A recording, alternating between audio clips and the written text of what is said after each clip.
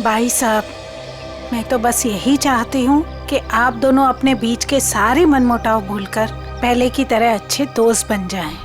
नहीं भाभी, ऐसा नहीं हो सकता। इसने जो मेरे साथ किया है ना, मैं इसे कभी माफ नहीं करूंगा। किशोर, मुझे मालूम था, इसीलिए मैं माफी मांगने तेरे घर आया हूँ। मुझे पता था कि तू आसानी से माफ नहीं करेगा, इसीलिए मैं मेरे साथ रीना को भी लेके आया हूँ। मेरा नहीं तो कम से कम इसका तो मान रख ले। हाँ भाई साहब, 5 साल हो गए आप दोनों के बीच की इस दूरी को। अरे जो दोस्त एक दूसरे को देखे बिना रह नहीं सकते थे, आज वो एक दूसरे को देखना तक पसंद नहीं करते। प्लीज भाई साहब मान जाइए ना। अरे भाभी, ये वीरेंद्र ने जो मेरे साथ किया है ना, मैं इसे। भाई साहब, भाभी मानते हैं ना आप मुझे, तो प्लीज मेरी बात मान लीजिए। कल ये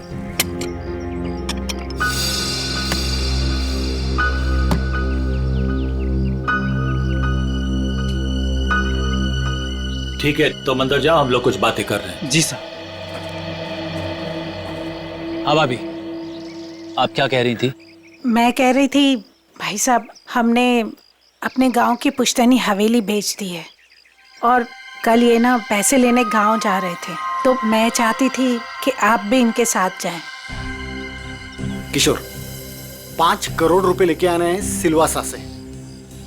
अगर तुम साथ में रहोगे तो हिम्मत रहेगी। क्यों भाई, रीना भाभी तुम्हारे साथ नहीं जा रही है? नहीं भाई साहब, मैं बिल्कुल नहीं जाऊंगी। आप दोनों जाएंगे एक दूसरे के साथ, और रास्ते में जितने गिले शिकवे भी है ना, प्लीज दूर कर लीजिएगा, ताकि आप दोनों जब वापस आए तो मुझे पहले की तरह दोस्ती मिले। ठीक है भाभी, आप कह रही है ना तो मैं मान रहा हूँ, वरना इसे तो मैं जिंदगी भर माफ नहीं करने वाला था।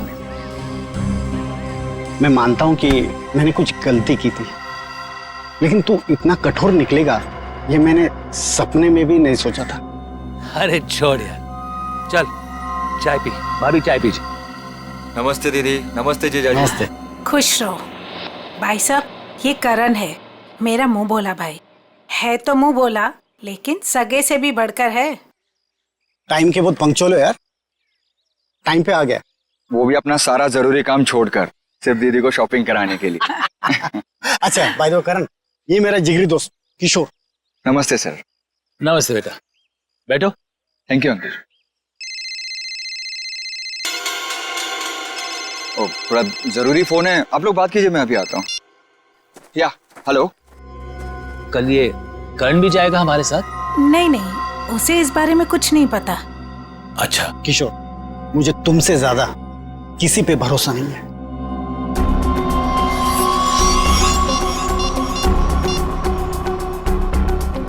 हेलो, मालिक कल 5 करोड़ रुपया लेने के लिए बीरेन जी के साथ उनके गांव सिलवासा जा रहे हैं।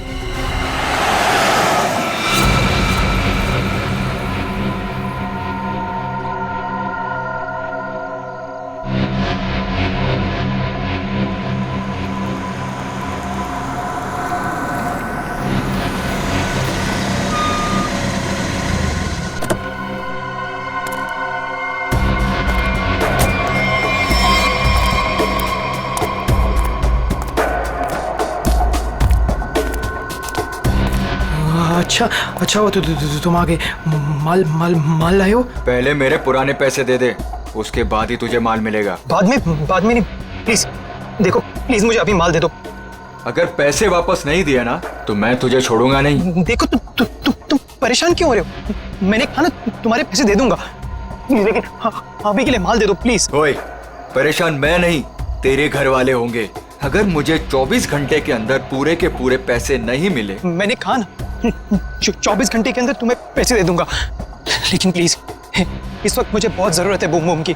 प्लीज माल दे दो। पैसे 24 घंटे के बाद तो माल भी 24 घंटे के बाद। देखो प्लीज ऐसा मत करो, प्लीज मुझे माल दे दो प्लीज। मैं पैसे दे दूंगा, मैंने कहा ना मैं दे दूंगा। सुनो प्लीज माल दे दो, मैंने कहा ना मैं तुम्हारे पैसे दे दूंगा, मैं वादा करता हूँ मैं दे दूंगा पैसे। प्लीज माल दे दो वरना मैं मर जाऊंगा। प्लीज सुनो, देखो जाओ मत प्लीज माल दे दो, अभी के लिए दे दो, मैं पैसे दे दूंगा। प्लीज माल दे दो वरना मैं मर जाऊंगा। प्लीज माल दे दो। रौनक,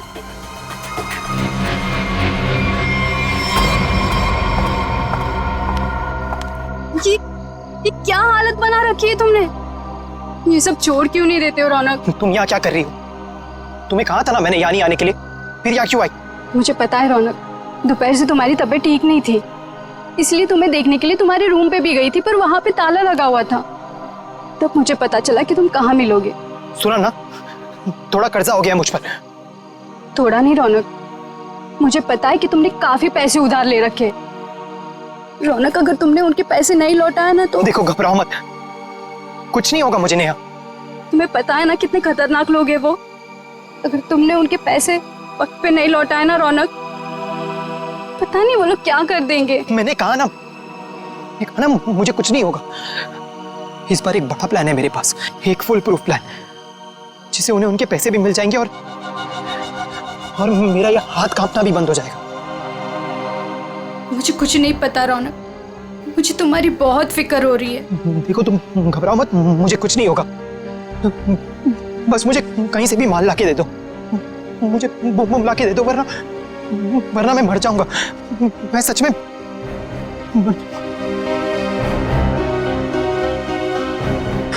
रौनक,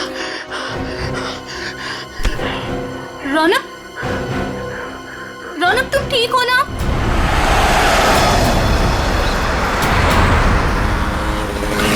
किशोर, तूने मुझे माफ तो कर दिया ना भाई? यार तू भी कमाल का आदमी है, 50 बार मेरे से बोल चुका है, थकता नहीं है क्या?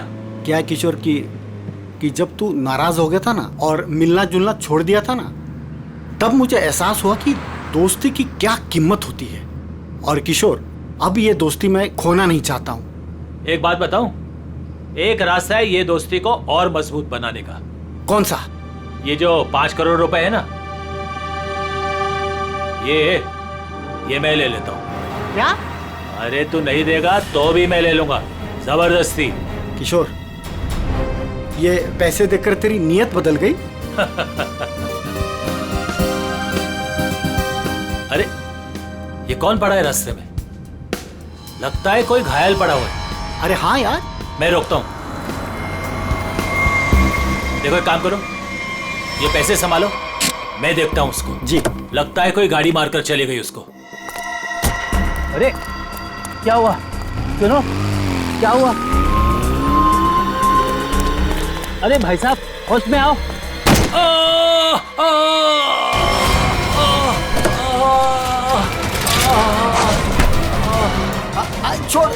छोड़ मुझे, बचाओ, छोड़, चोर, बचाओ, बचाओ।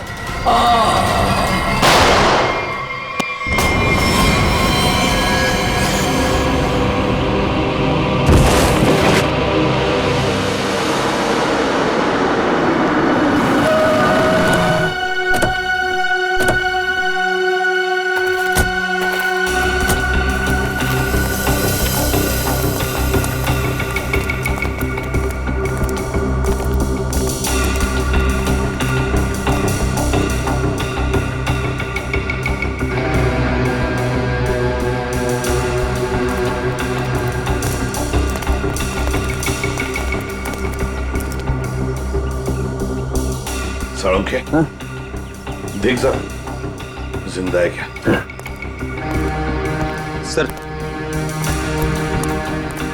इसका नाम किशोर है सर। गहरी चोट लगी, इसमें बेहोश हो गई, तुरंत हॉस्पिटल भिजवाना पड़ेगा। फ्रेडी, मैं एम्बुलेंस को फोन करता हूँ सर। हाँ जल्दी।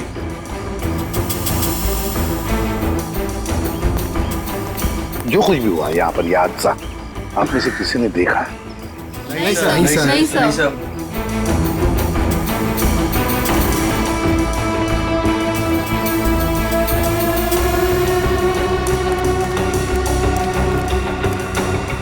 बॉस, पॉइंट ब्लैंक रेंज से गोली मारी गई है। गन पाउडर लगा हुआ अभी भी घाव पर। हाँ, ये देख सर, उनके खरोच के निशान है हाथ पर। लगता है खूनी के साथ हाथापाई हुई है। सर पे भी चोट लगी है, लगता है इनका सर किसी चीज से टकराया है।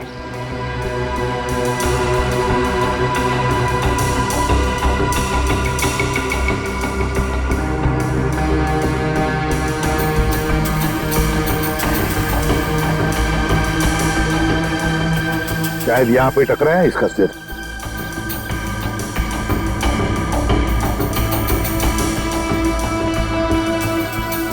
सिर्फ गाड़ी के अंदर से हाँ, इन नोटों की गड्डी मिली है और ये टूटा हुआ है। लगता है ब्रीफकेस का टुकड़ा है। सचिन, ये ब्रीफकेस का ही टुकड़ा है, ब्रीफकेस का टुकड़ा। और ये सब गाड़ी के अंदर मिला तो जरूर गाड़ी के अंदर ब्रीफकेस होनी चाहिए सचिन। हो सकता है उस ब्रीफकेस के अंदर पैसे भी हो और शायद उसी लिए ये सब हुआ होगा। देखते हैं, पता चल जाएगा। वो क्या है? मैंने किशोर जी को अस्पताल भिजवा दिया है। ठीक है।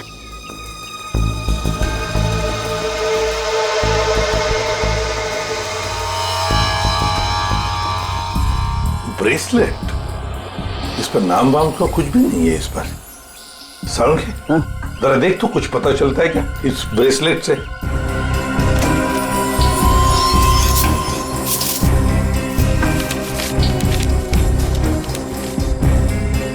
सर, हाँ, ये गाड़ी किसी वीरेंद्र नाम के आदमी की है।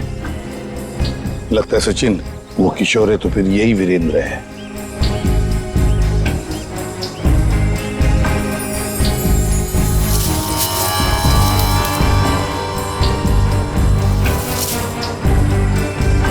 गन सर, आप रेडी? ये गन मिली है। गन देखे जरा।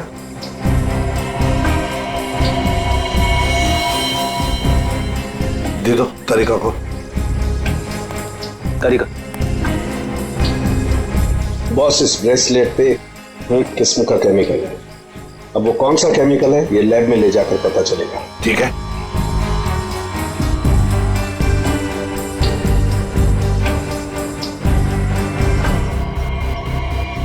सर, इस गन पे खून लगा हुआ है। लगता है इसी गन के बट से किशोर जी पर वार किया गया था।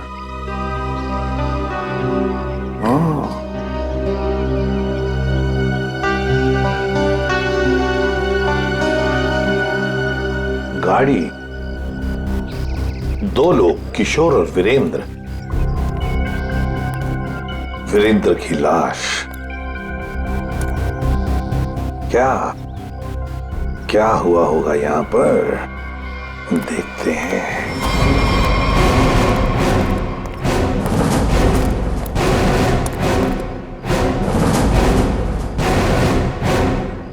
किसी न किसी वजह से गाड़ी यहां पर रुकी। किशोर गाड़ी में से बाहर निकला, उसकी पीठ इस तरफ थी, बस उसी में किसी ने आकर उसे यहां सिर पर वार किया और किशोर यहां पर गिर गया। हो सकता है ब्रीफकेस में पैसे थे। वीरेंद्र शायद पैसे की बैग लेकर अपने आप को बचाने की कोशिश में भाग रहा था। खूनी ने उसे देख लिया और दबोच लिया। दोनों में हाथापाई हो गई। वीरेंद्र को पॉइंट ब्लैंक रेंज पर गोली मार दी। ये जो कुछ भी है पैसों की वजह से ही हुआ है, पर किसने?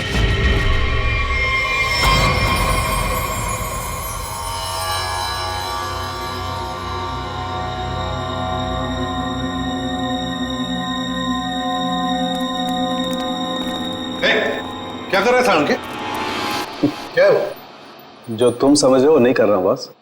ये खाली ग्लूकोज पाउडर है। Glucose powder? अच्छा, फिर? और ये देखो, इस ब्रेसलेट पर ये जो निशान है ना, हाँ, ये स्क्रैचेस नहीं है। तो फिर क्या है? एक खास किस्म के निशान है बॉस। खूनी रोज इस पर नशीली दवाई रख करके नशा करता था, और क्योंकि ये दवाई इस पर रोज रखी जाती थी, ये निशान उस दवाई के हैं। खूनी? हाँ, खूनी। क्योंकि वीरेंद्र और किशोर को नशे की आदत नहीं है। पर कैसा ड्रग है ये सालों के? ये कुछ अलग तरीके की ड्रग है बॉस।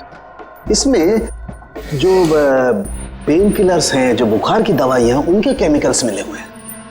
लेकिन इसमें एक फर्क है। कैसा फर्क? फर्क ये है बॉस कि जो दवाइयां एक्सपायर हो चुकी हैं, जिन्हें नष्ट करने के लिए अस्पताल में अलग रख दिया जाता है, ये नशीली दवाई उन्हें रीजेनरेट करके बनाई गई है। सचिन, इस राका कबरी को काम पे लगा।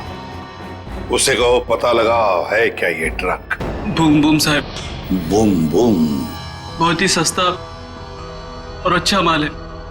लंबे टाइम तक नशा रहता है साहब उसका। जो एक बार लेकर जाता है जो बार बार इसी को मांगता है। और ऐसे ड्रग्स का इस्तेमाल किस तरह के लोग करते हैं? टेंशन तो दुनिया में सभी को है, तो हर तरह के लोग इसे इस्तेमाल करते हैं। लेकिन साहब सस्ता होने की वजह से एक कॉलेज के लड़के लोग इसको बहुत ज्यादा इस्तेमाल करते हैं। ये ब्रेसलेट देख, अच्छी तरह से देख। देखा है इसे कभी किसी के हाथ पर? कोई आया था तुम्हारे पास ड्रग खरीदने के लिए और कुछ काम के लिए? नहीं साहब, अबुल इसको नहीं पहचानता, अबुल ने नहीं देखा। लेकिन साहब मैं आपके पैर पकड़ता है, छोड़ दीजिए। अभी से सारा धंधा बंद कर दे अबुल, प्लीज साहब। तुम जैसे सब लोग यही कहते हैं। तुम लोगों को कहां बिठाना है ना, सब पता है हमें। नहीं साहब प्लीज मैं आपके पैर पकड़ता है साहब। चुप। पैर पकड़ता है। सचिन, एक बात पक्की है, ये जो कुछ भी हुआ है पैसों के लिए ही हुआ है। और जिसने भी किया है ना, वो वीरेंद्र के करीब का है, वीरेंद्र के करीब का। जो कुछ भी हुआ उसका बहुत दुख है हमें। जिसने भी ये किया है ना, उसे हम जल्द से जल्द पकड़ने की कोशिश कर रहे हैं। वैसे आप कहां से रहते किशोर और वीरेंद्र? सर दोनों हमारे गांव गए थे, सिलवासा। पुश्तैनी हवेली बेची थी हमने, उसी के पैसे लेने गए थे। पुश्तैनी हवेली बेचने के लिए? कितने पैसे? 5 करोड़ रुपए। 5 करोड़ रुपए? इतना सारा पैसा कैसे? मतलब रोकड़ लेकर आ रहे थे? मेरा मतलब है कैश में लेकर आ रहे थे? जी दरअसल वीरेंद्र को गांव में इतनी बड़ी रकम बैंक में ट्रांसफर करना सही नहीं लगा, इसीलिए वो पैसे लेने खुद चले गए थे। लेकिन मुझे क्या पता था कि वो वहां से जिंदा वापस ही नहीं आएंगे। एक बात पूछूं, आप क्यों नहीं गई उनके साथ? दरअसल वीरेंद्र और किशोर भाई साहब बहुत ही पुराने दोस्त थे, लेकिन बिजनेस की वजह से उन दोनों में मनमुटाव हो गया था। अभी कुछ दिन पहले ही उन दोनों की बातचीत शुरू हुई थी। मुझे लगा कि दोनों एक दूसरे के साथ रहेंगे तो उनके गिले शिकवे दूर हो जाएंगे, इसीलिए मैं उनके साथ नहीं गई थी। अच्छा एक बात बताइए, किशोर और वीरेंद्र इन दोनों के बीच में दोस्ती टूटने की वजह क्या थी? पैसा। पैसा? दरअसल दोनों दोस्तों ने मिलकर एक कंपनी खोली थी, लेकिन वीरेंद्र ने अपने निजी काम की वजह से बाहर से कंपनी के नाम से पैसा उधार ले लिया था। अच्छा। और टाइम पर पैसा ना चुकाने की वजह से कंपनी का नाम खराब होने लगा था। और जब ये बात किशोर भाई साहब को पता चली तो उन्हें बहुत ही गुस्सा आया और दोनों में कहासुनी हो गई। आपको ऐसे नहीं लगता है कि शायद किशोर का हाथ हो इसमें? आइए साहब, आइए। मालिक इस कमरे में। ठीक है, थैंक यू। किशोर जी। अरे आप लोग संभालिए। कैसी तबीयत है आपकी? आप ठीक है, पहले से तो बेहतर हूं। एक्चुअली जो हादसा आप लोगों के साथ हुआ है उसके बारे में हमें थोड़ी पूछताछ करनी थी। हाँ बोलिए ना।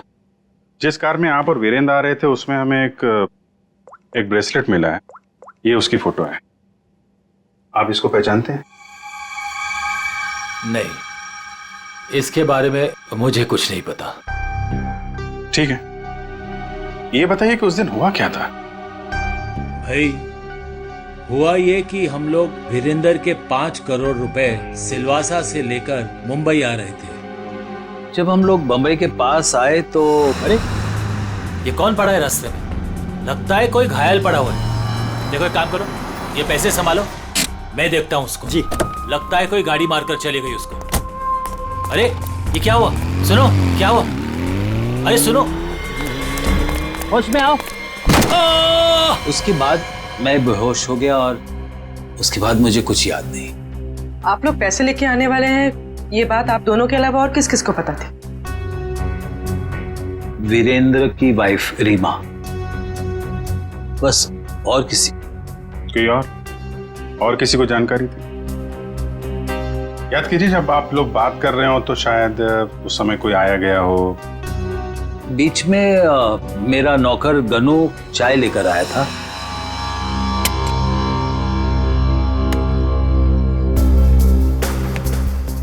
ठीक है, तुम अंदर जाओ, हम लोग कुछ बातें कर रहे हैं। जी साहब। मैंने उसे तुरंत कह दिया था कि वहां से चला जाए और वो चला गया। शायद उसने आपकी बात सुन ली हो तो सकता है, लेकिन गनू काफी भरोसे वाला आदमी है। वो मेरे यहाँ कम से कम 4 साल से काम कर रहा है। देखिए किशोर जी, 5 करोड़ की बात सुन के अच्छों की नीयत बिगड़ सकती है। नहीं तो एक साहब, आप लोगों के लिए चाय लाया। Thank you very much. हम लोग ड्यूटी के समय कुछ खाते पीते नहीं हैं। वैसे मेहमानों का काफी ख्याल रखते हो तुम। साहब, जब यही काम करना है तो ईमानदारी से करें।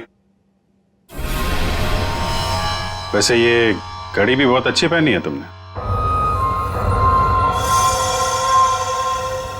जी साहब। मालिक, बाजार से कुछ सामान लाना है, लेके आऊं? हाँ जाओ, लेकिन जल्दी आ जाना। ठीक है।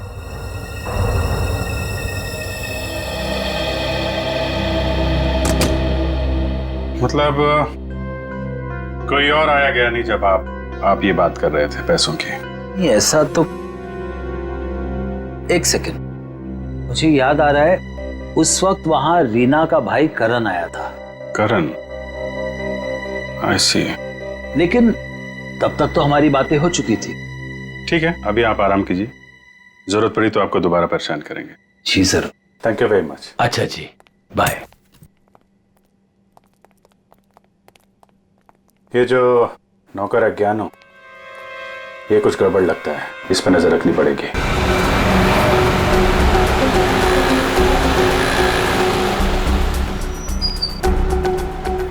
भाई साहब, मोबाइल दिखाना। बोलिए सर। अच्छा हो महंगा हो। ये कितने का है? ये आ गया 45,000 का। अच्छा अच्छा, ठीक है ठीक है।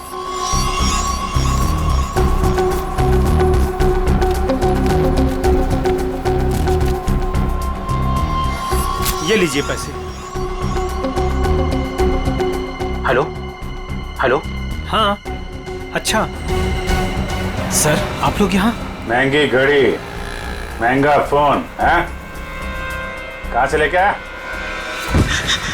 बताता हूँ सब, बताता हूँ। उस दिन मैंने रौनक बाबा को फोन किया था कि किशोर साहब और वीरेंद्र साहब ढेर सारा पैसा लेने जा रहे हैं।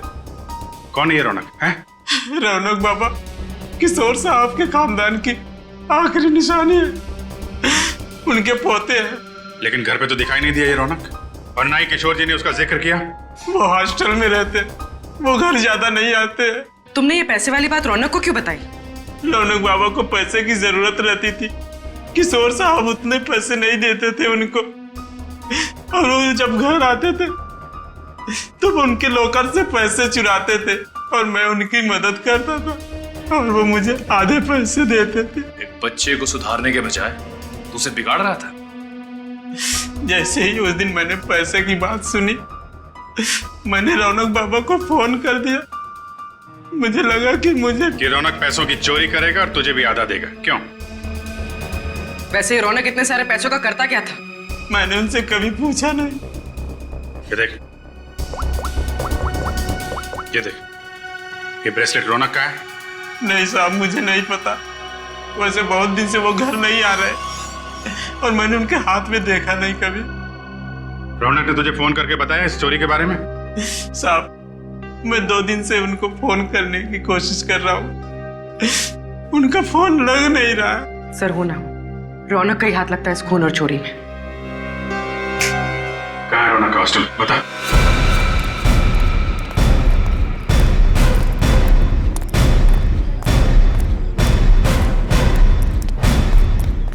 एक्सक्यूज मी, ये रौनक का रूम नंबर क्या है? रौनक रूम नंबर 31 में रहता है, आगे से राइट, तीसरा रूम। जरा देखो जाके। तुम जानती हो उसे? हाँ हाँ, बहुत अच्छे से, फ्रेंड है मेरा। क्या नाम है आपका? मेरा नाम नेहा है। पर आप लोग कौन हो? हम लोग सीआईडी से। सीआईडी? सब ठीक है ना? आप जरा ये फोटो देखिए ब्रेसलेट की। इसे पहचानती हैं आप? ये ऐसा तो बिल्कुल रौनक के पास है, मैंने गिफ्ट किया था उसे। पर आप लोगों को कहाँ से मिला ये? वहीं जहाँ पे रौनक ने इसे गिराया था। एक बात बताओ, ये रौनक ड्रग्स वगैरह लेता है क्या?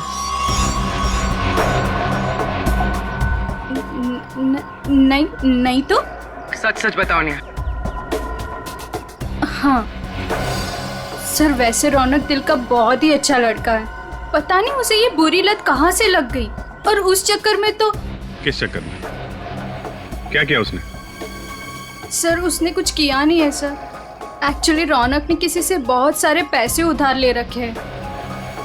सर मतलब हमारा शक सही निकला, रौनक ने उधार चुकाने के लिए चोरी और खून किया। चोरी? खून?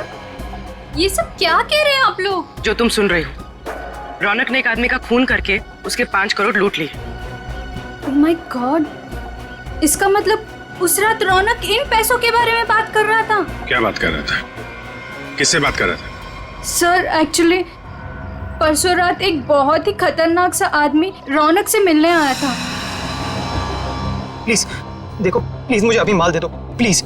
अगर 24 घंटे के अंदर मुझे मेरे पैसे नहीं मिले तो तू सीधा ऊपर जाएगा। देखो तुम परेशान क्यों हो रहे हो?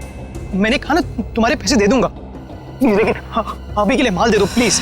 और उसने रौनक को 24 घंटे की मोहलत दी थी पैसे चुकाने के लिए। रौनक ने मुझसे कहा कि उसके पास एक फुल प्रूफ प्लान है। पर जब कल रात वो हॉस्टल लौटा तो मिट्टी से पूरा लथपथ था और पता नहीं डरा डरा सा लग रहा था। तो रौनक ने ये सारा कुछ ड्रग्स के लिए किया है। सर ये वार्डन राजेश जी का कहना है कि किशोर जी थोड़ी देर पहले यहाँ पे आए थे, अपने पोते रौनक को यहाँ से अपने साथ लेकर चले गए। निखिल, तेरा फोन लगाओ किशोर जी को।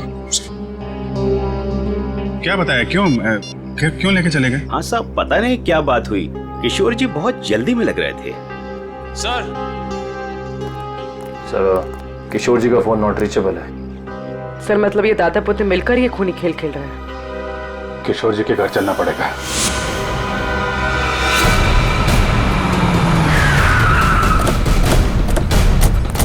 गाड़ी है किशोर जी की, दोनों अंदर ही होंगे। सर यहाँ से भी भागने की तैयारी कर रहे होंगे। दरवाजा खुला है, सावधान रहना।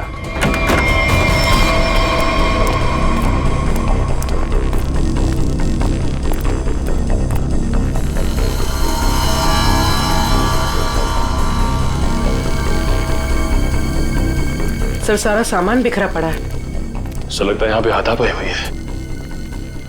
लेकिन ये रौनक और किशोर हैं कहाँ? देखो जरा।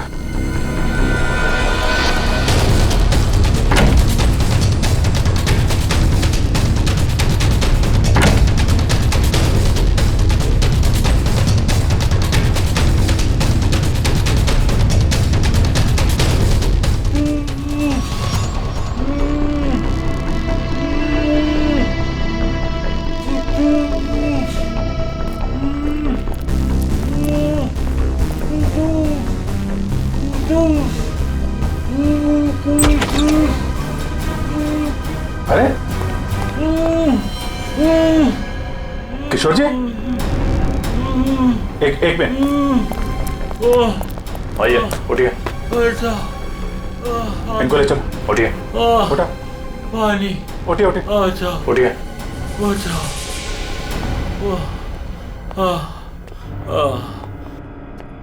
पानी दो इनको। Yes sir. पानी। बैठिए।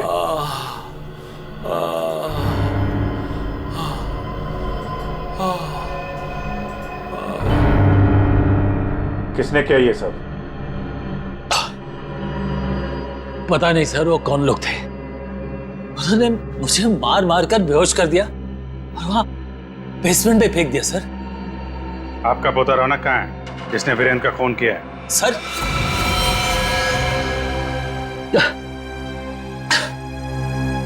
आपको रौनक के बारे में कैसे मालूम? आपको क्या लगता है आप रौनक के साथ मिलकर प्लान बनाएंगे, वीरेंद्र का खून करेंगे, उसके पैसे लेके फरार हो जाएंगे, हमें कुछ नहीं पता चलेगा? ये आप कैसी बातें कर रहे? वही जो सच है। नहीं सर, रौनक ने किसी का खून नहीं किया, वीरेंद्र का खून किसी और ने किया है सर। आपने हमें नहीं बताया किशोर जी, लेकिन हमें पता चल चुका है वीरेंद्र की कार में जो ब्रेसलेट मिला था वो रौनक का है। रौनक ने खून किया है, वो खूनी है। नहीं सर, रौनक ने खून नहीं किया सर, वीरेंद्र का खूनी कोई और है। अच्छा, आपको ये कैसे पता? आप तो वीरेंद्र के मरने से पहले ही बेहोश हो गए थे ना? सर मेरी बात सुनिए, जब मुझ पर वार हुआ ना, मैं एकदम से बेहोश नहीं हुआ था, मैं तो धीरे धीरे।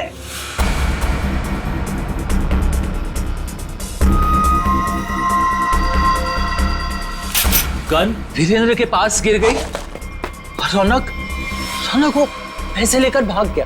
झूठ पे झूठ बोल रहे हैं आप किशोर जी। गन हमें वीरेंद्र की बॉडी के पास नहीं, वहां से काफी दूर मिली थी। और जब आपको पता चल गया कि रौनक पकड़ा जा सकता है तो आप हॉस्टल से उसे ले आए और कहीं छुपा दिया? नहीं सर, मैं झूठ नहीं बोल रहा हूँ। मैं रौनक को हॉस्टल से इसलिए लाया ताकि मैं उसे जल्द से जल्द विदेश भेज दूं। उसकी जान खतरे में थी सर। मानना पड़ेगा सर किशोर जी को, क्या कहानी लिखते हैं, फिर से नई कहानी गढ़ डाली है ना? सर मैं कोई कहानी नहीं गढ़ रहा हूँ, ये सच बात है। जिन लोगों ने मुझे मार मार कर बेसमेंट में फेंक दिया बेहोश करके, वही लोग मेरे पोते को अगवा करके लेके गए थे। मुझे लगता है सर वीरेंद्र का खून भी उन्होंने ही किया है। हाँ सर, सच्ची। लेकिन वीरेंद्र का खून उसी गन से हुआ है जो हमें क्राइम सीन पे मिली है, समझे आप? एक मिनट, ये कह रहे हैं कि गन वीरेंद्र की बॉडी के पास थी। हाँ, जबकि गन हमें वीरेंद्र की बॉडी से दूर मिली है। तो कहीं ऐसा तो नहीं कि इनके बेहोश होने के बाद कोई वहां पर आया और उसने वीरेंद्र का खून किया और गन वहां छोड़ के चला गया? लेकिन सर ऐसा कौन करेगा? वही जो रौनक को झूठे खून के मामले में फंसाना चाहता है। सर उसी हादसे के बाद रौनक को धमकी वाले फोन आने लगे। किस बात की धमकी? वो पैसों की, 5 करोड़ की। पैसे कहाँ हैं? पैसे? सर वो रौनक मुझे पैसे के बारे में बता ही रहा था। बेटा तू घबरा मत, तू बता साफ साफ क्या हुआ। दादाजी वो पैसे। हाँ बोल। दादाजी बता कहाँ है पैसे? क्या कर रहे हो दादाजी ये लोग क्या कर रहे हैं? छोड़ो। चल जल्दी बता, पैसे कहाँ हैं? मुझे नहीं मालूम पैसे कहाँ हैं, मुझे नहीं पता। तू ऐसे नहीं मानेगा। दादाजी ये लोग क्या कर रहे हैं? छोड़ो, उससे पता लगा लेंगे। दादाजी ये रौनक का सारा सामान कहाँ है? रौनक का सामान उसके हॉस्टल के रूम में। मुझे रौनक की जान की इतनी फिक्र थी कि सब कुछ छोड़ के रौनक को घर लेके आ गया। रौनक का हॉस्टल चेक करना पड़ेगा। आइए सर, यही है रौनक का कमरा।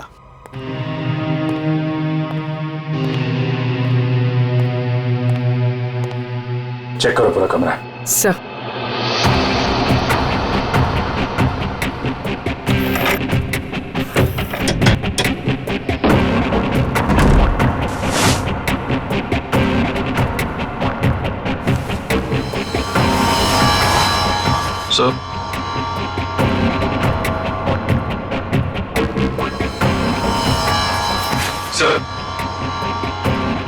ये रौनक के कपड़ों पे, जूतों पे मिट्टी, इसके बारे में कुछ जानते हैं आप लोग? हाँ सर, कल उसने यही कपड़े पहने थे। मैंने उससे पूछा भी था, उसने बताया कि वो कहीं गिर गया था। बस के टिकट से जनक नगर? ये बस स्टॉप तो वहीं पे है, जंगल के पास, जहां पे वीरेंद्र का खून हुआ था। कहीं सारे पैसे उसने उस जंगल में तो नहीं छुपा दिया?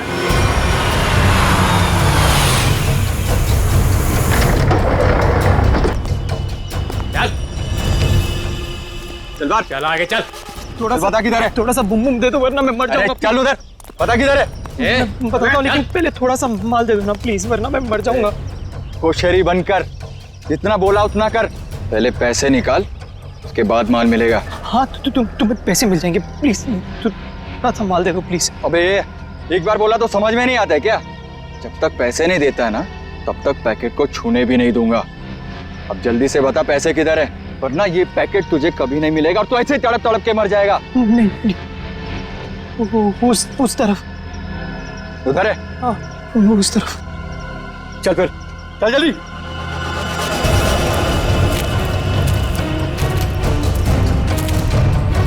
कहीं हमें बेवकूफ तो नहीं बना रहा है तू? सीधा ये यहाँ से। सीधा? थोड़ा माल। कहाँ से? एक मिनट। अब किधर है? मैं वो यहाँ से सीधा ही है, सीधा है। चल सीधा। तो थोड़ा दे दो ना प्लीज तो थोड़ा दे दो, वरना मर जाऊंगा मैं। और कहाँ जाना है? बता जल्दी। वो रहा निशान। बेवकूफ तो नहीं बना रहा हम लोग को? नहीं ये खड्डा है। चल ये खड्डा है, यहाँ पे मैंने बैग दफना है। प्लीज मुझे थोड़ा सा माल बंद कर, पहले बैग निकाल। थोड़ा सा माल दे दो ना, यहाँ तक तो ले। बेवकूफ समझ के रखा है क्या? पहले पैसे निकाल, बाद में माल मिलेगा। चल जल्दी कर। ठीक है चल निकाल। तो मैं जल्दी कर। चल जल्दी कर। थोड़ा बैग निकाल।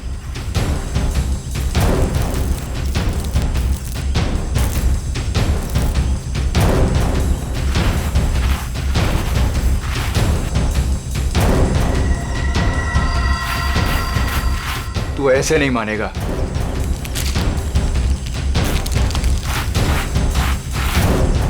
देख जितना टाइम लगाएगा ना उतना ही माल गिरता जाएगा जमीन पर।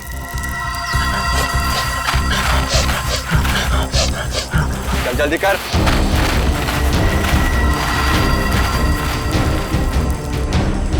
खत्म हो रहा है, जल्दी कर। चल फेंक दूंगा सारा। लगता है हमारे अलावा कोई और भी आया है इस जंगल में। तू कर जल्दी करते रहे। जल्दी कर।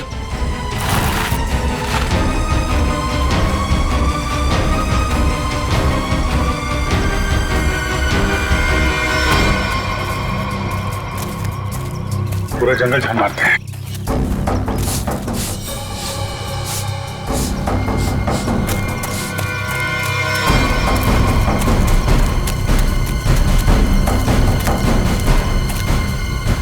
वो देखो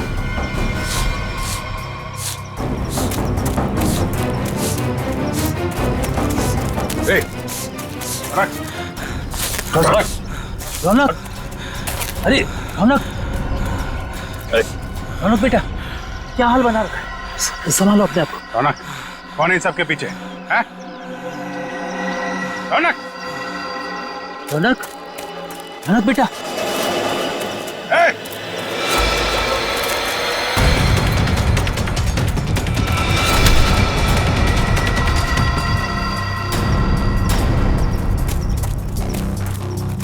कौन है तू? हैं? जो कर रहा है ये सब? ओए उड़ दो उसे, वरना मैं इन दोनों को मार दूंगा। इन दोनों में से किसी को खरोच भी आई ना, तेरा ये आदमी तो गया। ठीक है, मार देना उसे। मेरे पास और भी लोग हैं।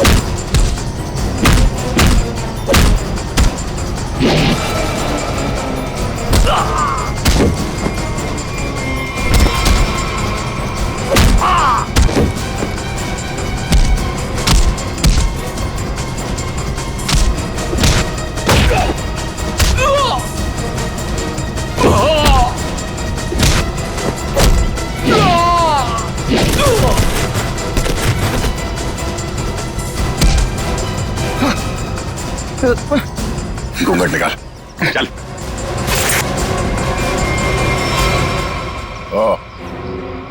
वांटेड ड्रग माफिया रजनी का बेटा दिलावर।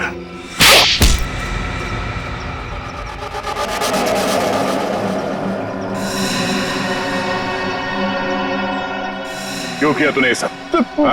बता दो, मुझे पता चल गया था कि वीरेंद्र अपनी पुश्तैनी हवेली बेचने वाला है सर। तभी मैंने पैसे लूटने की प्लानिंग कर ली थी सर।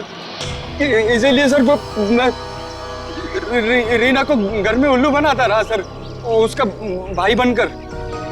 और वीरेंद्र के पीछे मैंने अपने लोग लगा लिए थे, वो मुझे पल पल की जानकारी दे रहे थे सर। तो तुम्हें पता चल गया था कि वीरेंद्र पैसे लेके जा रहा है? हाँ सर, वो प्रॉपर्टी खरीदने वाले के चचेरे भाई को मैंने खरीद लिया था सर, वो उसी ने मुझे ये खबर दी सर। और तुमसे पहले रौनक वहां पर पहुंच गया और वीरेंद्र से पैसे का बैग छीन कर भाग गया वहां से। सर मैं जब वहां पहुंचा तो मैंने देखा कि वीरेंद्र रोड पे पड़ा हुआ था और उसे होश आ रहा था। अरे अरे मैं तो ठीक हूँ, मैं बच गया, मैं बच गया। लेकिन अब नहीं बचोगे।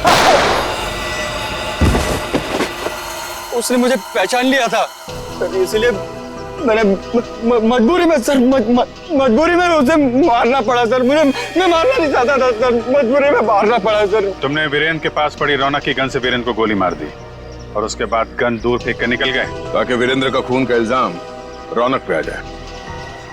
हाँ सर, वो मैंने बाद में सोचा कि मैं रौनक को डरा धमका के उससे पैसे छीन लूंगा सर, पर मुझे नहीं पता था ये सब हो जाएगा सर। पैसों के लिए तुमने ये सब किया और मिला क्या? किस्मत खराब थी तुम्हारी कि हम लोग बीच में आ गए। नहीं सर, मेरी तकदीर खराब नहीं हो सकती, मेरी तकदीर खराब नहीं हो सकती सर। जब तक मेरी माँ आपकी गिरफ्त में नहीं है ना, मेरी तकदीर खराब नहीं हो सकती। तुम्हें पकड़ लिया ना, माँ भी पकड़ी जाएगी। बहुत याद आ रही है तुम्हें माँ की। बहुत जल्द माँ बेटे का मिलन जेल की सलाखों के पीछे होगा।